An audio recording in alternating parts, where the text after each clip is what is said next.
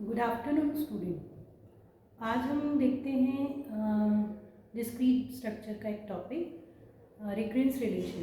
तो पहले समझे कि क्या होता है रिकरेंस रिलेशन। तो if A N be a sequence and equation connecting A N with the finite number of other terms as, जैसे हमारे पास कुछ नंबर है A N minus one, A N minus two, A N minus K, of the sequence is called the recurrence relation, है ना। इसमें जो a है, a n minus one, a n minus two, ये आप एक दूसरे से भी कोरिलेट होते हैं, है ना। मतलब वो क्या हो रहे हैं, पहले प्रीवियस टर्म से भी वो अटैच्ड होता है। जैसे सपोज एक एग्जांपल ले रहे हैं हम a1, a2, a n minus one, a n plus one, ये भी एक जिसमें हमारा ऑर्डर क्या हो रहा है, इंक्रीज हो रहा है ना। जैसे आप फर्स्ट है, फिर सेकेंड हुआ, थर्ड हुआ, फोर्थ हुआ, ऐसे नेक्स्ट बनेगा। अगर ये सब जो हो रहे हैं, जैसे टू है, अगर वो विदाउट वन पॉसिबल नहीं है, थ्री है तो वो विदाउट टू पॉसिबल नहीं है, ऐसे वो एक दूसरे से कोरिलेटेड होते हैं। ठीक है, एग्जाम्पल के लिए जैसे हमारे एक इक्वेशन लिखी यहाँ पे a n plus one equal to A n plus two A N minus one, this is an equation recurrence relation, है ना। ये कैसी है, रिकरेंस रिलेशन है जिसका ये बता रहा है कि ए एन फिर आपका जो ए एन माइनस वन है इसके साथ क्या कर रहा है, वो एक रिलेट कर रहा है जो एन प्लस वन के लिए भी वर्क कर रहा है। ठीक है, इस तरीके की इक्वेशंस को हम डिफरेंस इक्वेशन भी बोलते हैं। क्या बोलते हैं, डिफरेंस इक्वेशन भी बोलते हैं। देखिए नेक्स्ट बेटा जो है ऑर्डर ऑफ रिकरेंस रिलेशन, कैसे हम फाइंड आउट करते हैं। तो ऑर्डर ऑफ रिकरेंस रिलेशन होता क्या है, the order of recurrence relation is the difference between greatest suffix and least suffix. तो क्या होता है लीस्ट एंड ग्रेटेस्ट।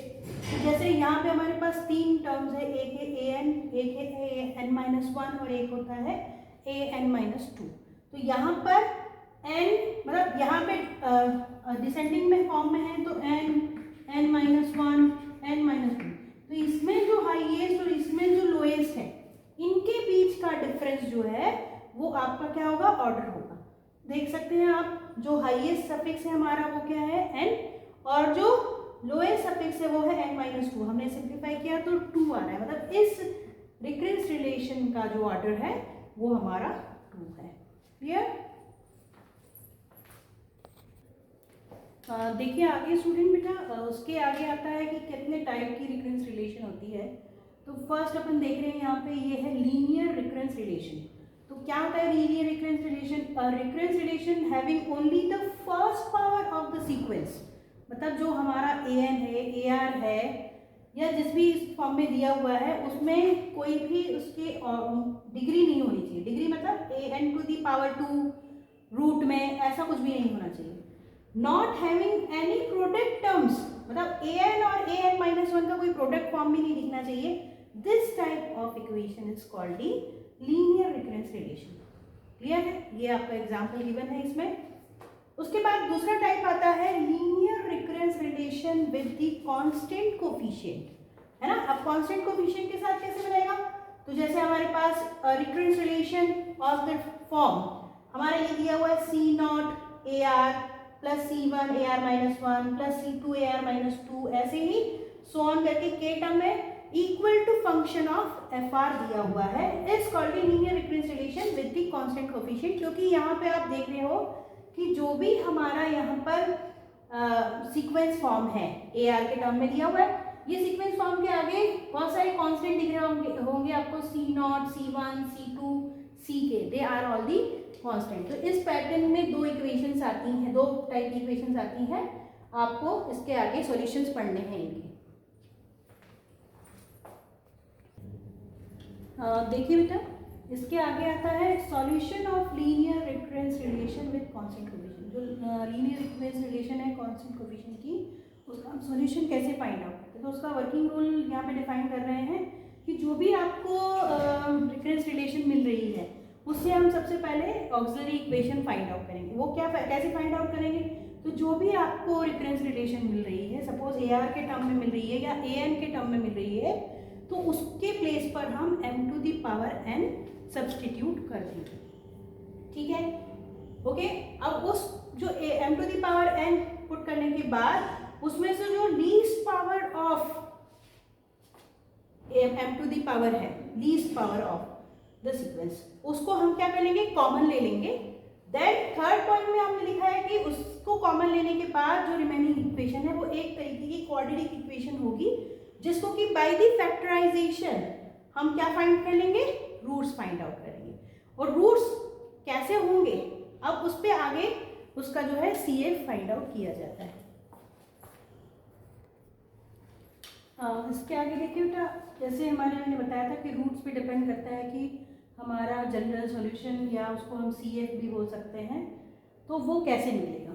तो जैसे हमने लिखा है कि when roots some roots are having some solutions, जैसे फर्स्ट केस हमारा दिया हुआ है कि रूट्स कैसे होंगे, इसके रियल और डिस्टिंक्ट होंगे। तब दैट मीन्स क्या है, जो हमारा रूट्स आए हैं m1 m2 it's not equal to each other, तो वहाँ पे हमारा जनरल सॉल्यूशन जिसको कि हम AR से रिप्रेजेंट करते हैं वो कैसे हो जाएगा, C1 into m1 to the power r, C2 m to the power r। r मतलब क्या है, वो सफिक्स जो हमको क्वेश्चन में गिवन है, r के फॉर्म में, n के फॉर्म में, k के फॉर्म में, जो भी गिवन होगा।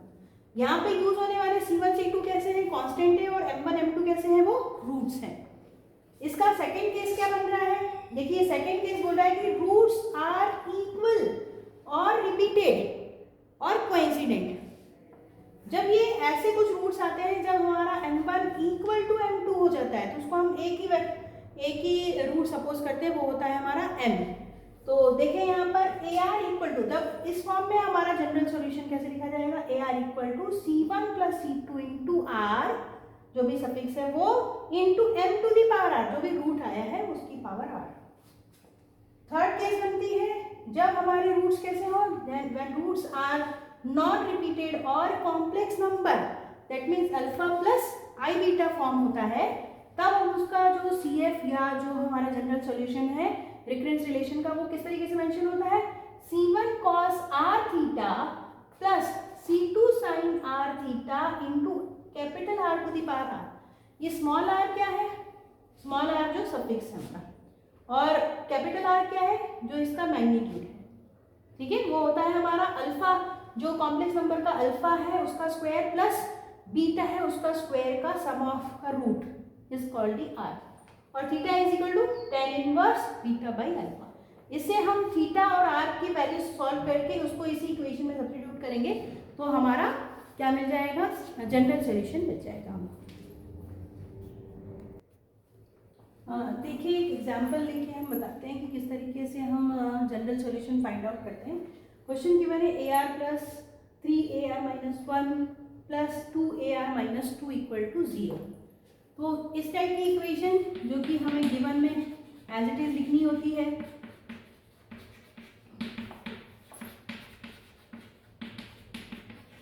देन इसे इक्वेशन नंबर हम फर्स्ट सपोज करेंगे।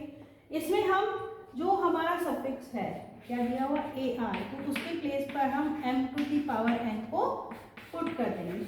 अब पुट कर दीजिए जिस भी फॉर्म में, जैसे AR को हम n सपोज कर रहे हैं तो r माइनस 1 को हम n माइनस 1 पुट करेंगे, वैसे r माइनस 2 को n माइनस 2 सपोज करेंगे।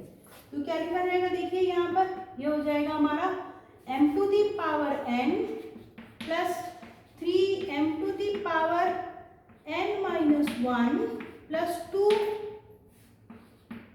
m to the power n minus 2 equal to 0। अब इसके वर्किंग रूल में बताया था कि जो लीस्ट पावर है उसे हमें कॉमन लेना होता है, तो लीस्ट पावर कॉमन ले लिया तो ये माइनस होगा, तो इससे ग्रेटर ये है तो एक m यहीं रह जाएगा, उससे ग्रेटर ये है तो 2 m यहाँ रह जाएंगे। तो हमारे पास हमने जो सबसे लीस्ट पावर है वो कॉमन ले ली m to the power n minus 2, ठीक है, ये कॉमन ली, तो यहाँ से हमारी 2 पावर अंदर हो जाएगी, रिमेनिंग यहाँ पे हमारा 1 m रिमेनिंग और यहाँ पे ओनली कांस्टेंट। तो इसको हम क्या करेंगे, मल्टीप्लाई विद 0 डिवाइडेड बाय 0 कर देंगे, तो यहाँ पे हमारा सिर्फ ये इक्वेशन बचेगा जिसको कि हम क्या बोलते हैं ऑक्सिलरी इक्वेशन। क्या बोलते हैं, ऑक्सिलरी इक्वेशन क्या रह जाएगी हमारी, m square plus 3m plus 2 equal to 0। अब इसको बाय की फैक्टराइजेशन हम इसको फैक्टर करेंगे तो हमको यहाँ पे m के दो, इसमें हमें फैक्टर हो जाएगा m plus 1 into m plus 2 के फॉर्म में, और इसे और जीरोस के साथ सिंप्लीफाई करेंगे तो m की दो वैल्यू हमें मिल जाएगी यहाँ पे, m इक्वल टू -1 और m इक्वल टू -2। तो दे आर दी रूट्स। अब हमको आइडेंटिफाई करना है कि ये रूट्स कैसे हैं। तो ये रूट्स जो है हमारे कैसे हैं यहाँ पर, ये है रियल एंड डिस्टिंक्ट, दोनों अलग अलग है, दोनों अलग अलग है, डिफरेंट है। तो और रियल नंबर भी है, तो हम इसका जो सोल्यूशन निकालेंगे वो अभी हमने जनरल सॉल्यूशन जो बताया था उसके केसेस के हिसाब से बनाएंगे। तो ये कौन से केस से मैच होता है, ये फर्स्ट केस से मैच होता है। तो यहाँ पे जो इसका जनरल सॉल्यूशन है इसका, इस रिकरेंस रिलेशन और गिवन रिकरेंस रिलेशन का, तो जनरल सॉल्यूशन और CF is equal to AR equal to, हमने बताया था C1 इंटू M1, तो M1 मतलब हमारा फर्स्ट वेक्टर, तो C1 into -1 to the power R plus C2 -2 to the power R, ये हो जाएगा हमारा क्या, इसका जनरल सॉल्यूशन। क्लियर है। ये कौन से केस से मैच हो रहा है, ये फर्स्ट केस से मैच हो रहा है जहां पे हमारे रियल एंड डिस्टिंक्ट रूट्स थे। देखिए इसका नेक्स्ट एग्जाम्पल जो कि सेकेंड केस पे बेस्ड है। क्वेश्चन गिवन है AR plus 4AR minus 1 plus 4AR minus 2 equal to 0।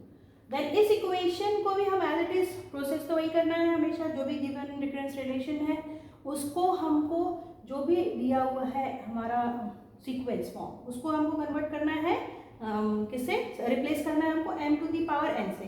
तो रिप्लेस कर दिया, देखिए क्या मिल रहा है यहाँ पर, ये हो जाएगा m to the power n plus 4 m to the power n minus 1 plus 4m to the power n minus 2 equal to 0। अब इसमें से वही लीस्ट पावर सबसे जो है उसको कॉमन लेना है, तो m की least power m to the power n minus 2 है, उसको कॉमन ले लिया, तो यहाँ से हमारा m जो है 2 रिमेनिंग रहेगा, यहाँ से हमारा 4m और यहाँ से लास्ट से हमारा ओनली 4। इसको वापस जो है 0 की तरफ करके डिवाइड करके उसको सॉल्व करेंगे तो हमारा जो इक्वेशन बच रहा है वो क्वाड्रेटिक फॉर्म में है। और इसको हम क्या करेंगे, फिर से फैक्टर करेंगे, और फैक्टर करेंगे तो हमें क्या मिलना चाहिए, क्योंकि यहाँ पे 4m और प्लस 4m मतलब ये यहाँ पे हो जा रहा है m प्लस 2 का होल स्क्वायर इक्वल टू 0, है ना। इसके मतलब क्या होता है, a प्लस बी के होल स्क्वायर का फॉर्मूला अप्लाई करके फिर चेक करेंगे तो ये इसका मिल रहा है। दैट मीन्स m के दो रूट्स आ रहे हैं, कौन कौन से, m plus 2 into m plus 2। That means इसको अगर 0 की इक्वल किया तो m की दो वैल्यूज -1 एंड -2 एंड -2 मिल रही है। दैट मीन्स ये कैसा है, real and repeated, real and repeated, real and repeated है। तो इसके लिए सॉल्यूशन क्या बताया है हमने, जनरल सॉल्यूशन कैसे फाइंड आउट करना है। तो देखिए यहाँ पे ये हो जाएगा जनरल सॉल्यूशन, ये हो जा रहा है हमारा AR इक्वल टू, जहाँ रिपीटेड होते हैं वहाँ पे हमारा दो अलग अलग C1 और C2 नहीं आता, वहाँ C1 C2 तो आता है लेकिन उसमें दोनों में हमारे सफिक्स मल्टीप्लाई नहीं होते हैं। ये हो जाता है हमारा C1 plus C2R into only m, तो m हमारा क्या है यहाँ पे -2 to the power r -2 to the power r। तो ये जो है हमारा क्या बन रहा है यहाँ पर, जनरल सॉल्यूशन बन रहा है जिसका गिवन रिकरेंस रिलेशन का। क्लियर। तो ये रिपीटेड रूट थे यहाँ पर -2 उसके लिए प्रोसेस हमारी C ओनली रहेगा और यहाँ पर C2 के साथ R भी मल्टीप्लाई में आएगा। अगर ये तीन रूट सेम आते हैं, सपोज हमारे क्वाड्रेटिक की जगह क्यूबिक इक्वेशन होती है और उसको फैक्टर करना हो, तो हमारे 3 फैक्टर मिलते हैं और 3 फैक्टर मिलते हैं, तो यहाँ पर हमारा -2 वाला पार्ट अगर आ रहा है तो वहाँ पर C1 plus C2 R plus C2 R square एक टर्म ऐड हो जाएगी, जब ट्रिपल टर्म के लिए हम, ट्रिपल रूट के लिए हम दिखाते हैं इसको। देखिए स्टूडेंट, आगे जो है थर्ड केस पे बेस्ड एक एग्जांपल है जिसमें हमारी इक्वेशन गिवन है recurrence AR plus 2AR minus 1 plus 4AR minus 2। हम सेम प्रोसेस वही ए आर को M to the power N से रिप्लेस करेंगे फॉर दी ऑक्सिलरी इक्वेशन। हमारी इक्वेशन क्या बनेगी, M to the power N plus 2 m to the power n minus 1 plus 4 m to the power n minus 2 equal to 0। हम least power of m common ले लेंगे, तो n minus 2 हमने यहाँ पे कॉमन ले लिया, बचा रहा m square plus 2n plus 4 equal to 0। Equal के इसमें किया तो हमारी इक्वेशन बच रही है quadratic m square plus 2m plus 4। But अगर आप इसको चेक करेंगे तो ये डायरेक्ट फैक्टर नहीं हो रहे हैं, और डायरेक्ट फैक्टर नहीं हो रहा है तो हमें क्या अप्लाई करना है, फिर फॉर्मूला मेथड अप्लाई करना है, जिसको कि हम श्रीधराचार्य रूल बोलते हैं। उसके अकॉर्डिंग जब हम इसको करेंगे फैक्टर तो ये मिल जाएगा हमारा माइनस, फॉर्मूला होगा minus B plus minus root of D square minus 4ac/2। उस फॉर्म से हम सिंप्लीफाई करेंगे तो यहाँ मिलेगा minus 2 plus minus root of 4 minus 16/1/2। अब इसको और सिंप्लीफाई किया तो ये मिल जाएगा minus 2 plus minus root of 12/2। और इसे सिंप्लीफाई किया तो ये हो जाएगा 4 into 3, that means 2 into root minus root 3, और 2 इंटू माइनस रूट 3 मतलब हम इसको किस में लिख सकते हैं, आयोटा के फॉर्म में लिख सकते हैं, minus 2 plus minus root 3 2 root 3 divided by 2 common है, तो हमारा जो m का वैल्यू बन रहा है वो बन रहा है हमारा m equal to -1 plus minus root three i, ठीक है, जहाँ हमारा माइनस रूट -1 जो है वो क्या हो जाएगा, आयोटा में कन्वर्ट हो जाएगा, ठीक है। तो ये हमें मिल रहा है, जिसमें हमारा अगर मैं इसको कंपेयर करती हूँ तो हमारा अल्फा और बीटा हमें कुछ वैल्यू दे रहा है। क्या दे रहा है यहाँ पर, अल्फा हमारा है यहाँ पे -1 और बीटा है हमारा यहाँ पर √3 मिल रहा है यहाँ पर। अब हमको इससे क्या निकालना है, अब हमको इससे निकालना है हमारे जनरल सॉल्यूशन। तो जनरल सॉल्यूशन हमारे कॉम्प्लेक्स नंबर के लिए क्या लिखवाया था मैंने,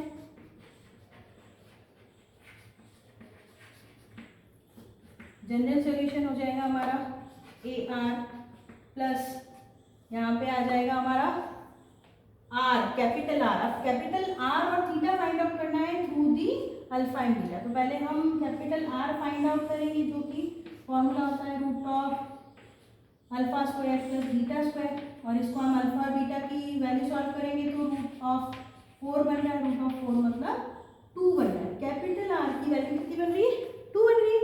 और थीटा सॉल्व करेंगे तो थीटा हमें क्या मिल जाएगा, देखिए थीटा इक्वल टू होता है tan inverse alpha beta by alpha, beta की वैल्यू है √3 माइनस, तो ये हो जाएगी tan इनवर्स माइनस √3 है, मतलब tan इनवर्स में कब वैल्यू होती है हमारा 2π/3 में होती है tan की वैल्यू -3, ठीक है। तो हमारे पास थीटा भी आ गया। अब इससे हमारी जो है जनरल सॉल्यूशन फाइंड आउट हो जाएगा। तो फॉर्मूला था हमारा C1 cos r थीटा, तो r तो हमारा सफिक्स है क्योंकि क्वेश्चन में r गिवन है, तो ये r सफिक्स, और थीटा की वैल्यू 2π प्लस 2π/3 प्लस फिर ये आ जाएगा हमारा C2 sin r अगेन, और फिर थीटा 2π/3, और इनके मल्टीप्लाई में क्या है, इनके मल्टीप्लाई में हमारा r, कैपिटल R। तो कैपिटल R की पावर R, तो दैट मीन्स कैपिटल R है हमारा 2, तो 2 टू दी पावर R हमारा ये आ जाएगा। तो ये हमारा बन रहा है जनरल सॉल्यूशन। किसके लिए, जब भी कोई रूट कैसा होगा, कॉम्प्लेक्स फॉर्म में होगा, मतलब अल्फा प्लस आई बीटा के फॉर्म में अगर होगा, अल्फा प्लस आई बीटा के फॉर्म में होगा, तो अल्फा बीटा की वैल्यू से पहले R और थीटा फाइंड आउट करेंगे, और उसकी वैल्यू को हम यहाँ पे उसके फॉर्मूला में शिफ्ट कर देंगे, तो ये हमें मिल जाएगा general solution for the complex roots. देखिए आगे नेक्स्ट स्टूडेंट, हमारा जो है अगला इसी में रिफरेंस रिलेशन में आता है solution of the linear homogeneous reference relation with the constant coefficient. अभी होमोजीनियस लीनियर रिफरेंस, लीनियर तो समझ में आ गया कि जिसमें हमारे जो सब ये दिए हुए हैं सीक्वेंस फॉर्म दिया हुआ है उसको पावर नहीं होनी चाहिए, है ना, और ना ही वो मल्टीप्लाई में होने चाहिए 2। तो यहाँ अब इसको होमोजीनियस कैसे कंसीडर करेंगे, तो अगर हमारे पास कोई भी रिकरेंस रिलेशन दी हुई है और इसके इक्वल में अगर 0 है तो वो हमारा होमोजीनियस रिकरेंस रिलेशन बोला जाता है। क्लियर है? और अगर वो इक्वल टू कोई आर का ही फंक्शन गिवन है तो वो नॉन होमोजीनियस इक्वेशन होता है। तो दोनों के सॉल्यूशन डिफरेंट डिफरेंट तरीके से फाइंड आउट होते हैं। अब इसमें हमारे पास जैसे अभी तक हमने 3 एग्जाम्पल देखे, तो हमने यहाँ पर जनरल सॉल्यूशन मतलब A are equal to C F find out कर लिया उसका। तो अब इसमें भी हमें वहाँ तक पहुँचना है, लेकिन सी एफ को फाइंड आउट करना ही यहाँ का सॉल्यूशन नहीं है, क्योंकि इसमें हमको एक चीज़ और गिवन दी हुई है कि अगर यहाँ पर आर की वैल्यू एक बार 0 है और एक बार 1 है तो कांस्टेंट चेंज हो रहे हैं, और वो चेंज होने के साथ हमको कांस्टेंट की वैल्यू मिल जाएगी, और वैल्यू मिल जाएगी तो वापस हम उसको उसी जनरल सॉल्यूशन में सब्स्टिट्यूट करके हम कंप्लीट इसका सी एफ फाइंड आउट करेंगे। तो जहाँ पर भी होमोजीनियस इक्वेशन होती है मतलब इक्वल टू 0 होता है, वहाँ सिर्फ और सिर्फ सी एफ तक फाइंड आउट होता है। ठीक है, तो देखें आप इसको सॉल्यूशन कैसे फाइंड आउट होता है। तो हमें वही गिवन पहले लिखना है, A are minus 6 A are minus 1 plus 8 A are minus 2 equal to 0, consider 1। इसको हमने वही पुट कर दिया है यहाँ पर, a are equal to m to the power n substitute किया, हमको एक ऑक्सिलरी इक्वेशन मिल गई एम के फॉर्म में। वो क्या मिल जाएगी, हमें मिल जाएगी m square minus 6m plus 8 equal to 0। तो अब इसको यहाँ पे हम फैक्टर कर लेंगे, तो कौन से दो वैल्यूज हैं जिसको सम ऑफ करने से 6 और मल्टीप्लाई करने से 8 आता है। तो बताएं जरा यहाँ पर ये क्या हो जाएगा हमारे यहाँ पर, ये हो रहा है 2 and 4। तो देखें हमको फैक्टर मिल जाएंगे यहाँ पर m minus 2 and m minus 4 equal to 0। m के यहाँ दो वैल्यूज मिल जा रही हैं, m इक्वल टू प्लस का 2 एंड प्लस का 4। ठीक है, जहाँ हमारे रूट्स कैसे हैं, रियल एंड डिस्टिंक्ट है। तो यहाँ पर जो हमारा जनरल सॉल्यूशन है, जनरल सॉल्यूशन मतलब सी एफ, अभी कांस्टेंट के साथ वो क्या आ जाएगा हमारा, a r equals to C1 2 to the power r plus C2 4 to the power r, क्योंकि m1 है हमारा 2 और m2 है हमारा 4। इस इक्वेशन को हम इक्वेशन 2 कंसीडर करेंगे। अब जो यहाँ पे इसके साथ में इक्वल टू गिवन वैल्यू दी है, तो पहले वाली जब वैल्यू r की वैल्यू क्या है यहाँ पर, जब 0 है तब a नॉट की वैल्यू 3 दी है, तो यहाँ पर r की वैल्यू पहले 0 0 सब्स्टिट्यूट करें तो उससे हमको एक इक्वेशन नहीं मिलेगी। वैसे ही जब एक बार r इक्वल टू 1 पुट करेंगे तो एक नई इक्वेशन मिलेगी। तो हम सबसे पहले इक्वेशन क्या पुट करते हैं, पुट r इक्वल टू 0। जब r इक्वल टू 0 पुट करोगे तो इक्वेशन क्या आ जाएगी हमारी, a naught plus C1 a naught equal to C1 into 2 to the power 0 plus C2 4 to the power 0। इसको और सिंप्लीफाई किया तो A3 जो हमें गिवन है, ए नॉट जो है हमारे इक्वल टू 3 गिवन है, इसको हमने यहाँ सब्स्टिट्यूट कर दिया तो इक्वेशन बन जाएगी 3 इक्वल टू, किसी वैल्यू की पावर 0 होती तो 1, मतलब ओनली C1 प्लस C2 ऐसा मिल रहा है। ये C1 plus C2 equal to 3, हमको एक नई इक्वेशन मिल गई। अब यही सेम प्रोसेस के लिए हम क्या करेंगे, एक बार हमने r इक्वल टू 0 पुट किया, दूसरी वैल्यू जब r इक्वल टू 1 दी है तो हम उसके लिए सॉल्व करेंगे, पुट r इक्वल टू 1। तो जब ये पूरी इक्वेशन में सेकेंड इक्वेशन में हम इसको r इक्वल टू 1 पुट कर देंगे तो क्या मिल जाएगा यहाँ पे, a1 equal to C1 2 to the power 1 plus C2 4 to the power 1। अब इसमें हमने a1 की वैल्यू जो गिवन है वो इक्वल टू में रख देंगे, तो यहाँ मिल जाएगा हमारा 2 equal to 2C1 plus 4C2। जब हम यहाँ पर ये इक्वेशन नंबर 3 और इक्वेशन नंबर 4 को बाय द एलिमिनेशन सिंप्लीफाई करेंगे तो C1 C2 की हमें कुछ वैल्यू मिल जाएगी।